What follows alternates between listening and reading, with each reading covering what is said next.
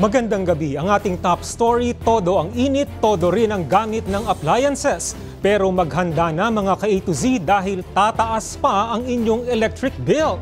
Kasado na kasi ang taas singil ng Meralco ngayong kainitan ng Abril dahil sa generation charge. Kung magkano alamin sa balitang A to Z ni Ian Maghanol.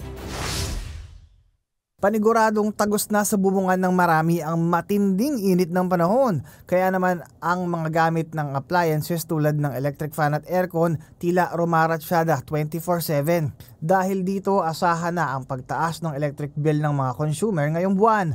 Karagdagang 72 centavos per kilowatt hour na generation cost ang ipapataw ng Manila Electric Company o Meralco sa mga kumukonsumo ng kuryente ngayong Abril. Bunso daw ito ng mataas na demand sa kuryente dahil sa mainit na panahon at kasabay ng numinipis at mababang supply nito. Kaya naman kung susumahin, 13 pesos na raw ang kailangang ipandagdag bayad sa singil ngayon kumpara sa 12 pesos lang noong Marso. Posible pa raw na matranslate ang buwanang singil na yan ng hanggang 144 pesos sa mga bahay na kumukonsumo ng kuryente ng hanggang 200 kilowatt per hour. Talagang mahirap sa ngayon yung sasabihin mong magtipid kayo samantalang matindi yung init ng panahon. Ang pinakamagagawa na lang talaga natin is to make sure yung mga appliances natin, particularly itong cooling devices, air conditioning units in particular, ay nasa maayos na kondisyon.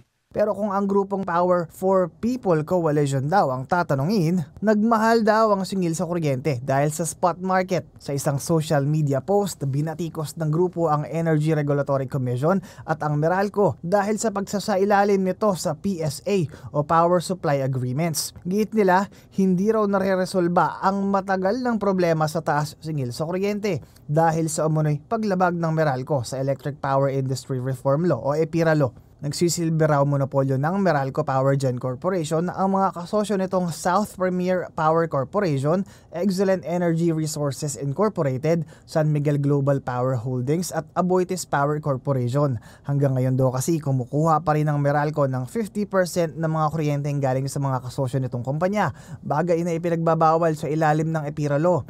Pero depensa ng Meralco, hindi raw kasama ang mga nasabing kumpanya sa kanilang kontrata sa spot market.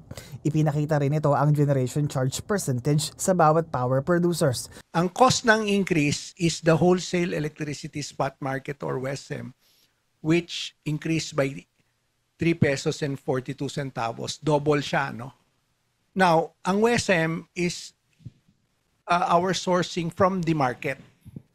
Wala kaming kontrata dyan. Kumukuha kami as needed to fill the requirements of our customers. So to say na isang supplier, ang cost nitong increase na to is not only illogical, but is devoid of factual basis.